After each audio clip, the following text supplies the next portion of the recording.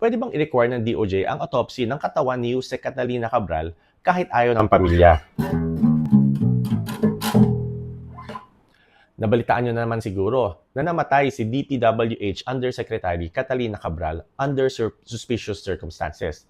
Natagpuan siyang nahulog sa isang ravine sa Quezon Road. Hindi malinaw kung aksidente ba, foul play, or suicide. Ngayon, ang pamilya may reservations daw na ipa-autopsy ang bangkay. Pero ang DOJ pinupush ang autopsy. So ang tanong, sino sa kanila ang mananaig?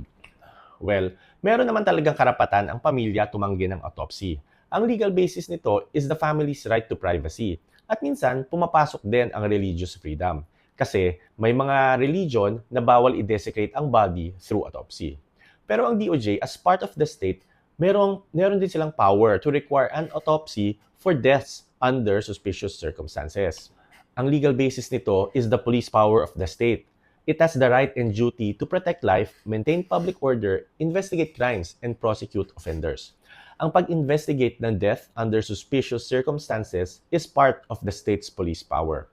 In fact, during an interview, may sinasabi si Prosecutor General Fadulion about DOJ Circular number 13-2023.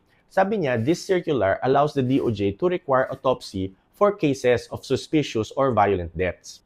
Bakit bang mas mataas ang authority ng state kaysa right of privacy ng pamilya?